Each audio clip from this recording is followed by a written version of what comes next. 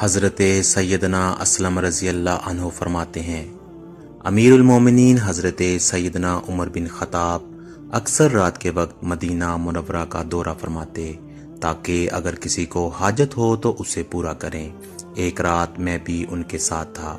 آپ رضی اللہ عنہ چلتے چلتے اچانک ایک گھر کے پاس رک گئے۔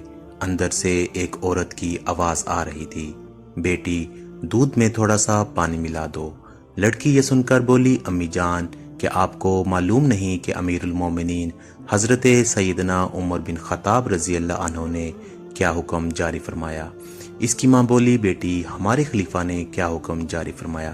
لڑکی نے کہا، امیر المومنین حضرت سیدنا عمر بن خطاب نے یہ اعلان کروایا کہ کوئی بھی دودھ میں پانی نہ ملائے۔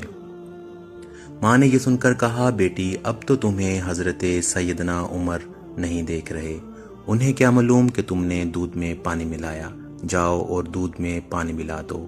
لڑکی نے یہ سن کر کہا، خدا عز و جل کی قسم، میں ہرگز ایسا نہیں کر سکتی کہ ان کے سامنے تو ان کی فرما برداری کروں اور ان کی غیر موجودگی میں ان کی نافرمانی کروں۔ اس وقت اگرچہ مجھے امیر المومنین حضرت سیدنا عمر نہیں دیکھ رہے، لیکن میرا رب تو مجھے دیکھ رہا ہے، میں ہرگز دودھ میں پانی نہیں ملاؤں گی۔ امیر المومنین حضرت سیدنا عمر فاروق نے ماں بیٹی کے درمیان ہونے والی تمام گفتگو سن لی۔ آپ رضی اللہ عنہ نے مجھ سے فرمایا، اے اسلم، اس گھر کو اچھی طرح پہچان لو۔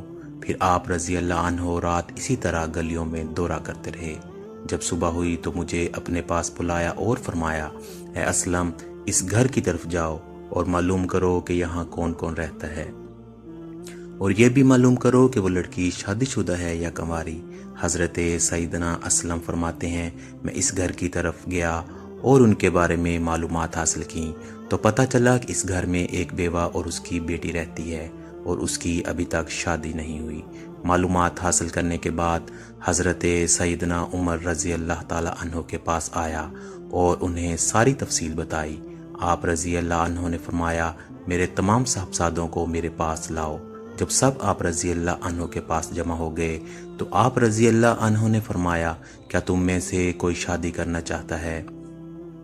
حضرت سیدنا عبداللہ بن عمر رضی اللہ عنہ اور حضرت سیدنا عبد الرحمن رضی اللہ عنہ نے عرض کی، ہم تو شادی شدہ ہیں۔ حضرت سیدنا عاصم بن عمر رضی اللہ عنہ کھڑے ہوئے اور عرض کی، ابا جان، میں غیر شادی شدہ ہوں، لہٰذا آپ میری شادی کرا دیجئے۔ چنانچہ آپ رضی اللہ عنہ نے اس لڑکی کو اپنے بیٹے سے شادی کے لیے پیغام بھیجا، جو اس نے بخوشی قبول کر لیا۔ اس طرح حضرت سیدنا عاصم کی شادی اس لڑکی سے ہو گئی اور ان کے ہاں ایک بیٹی پیدا ہوئی، جس سے حضرت سیدنا عمر بن عبدالعزیز کی ولادت ہوئی۔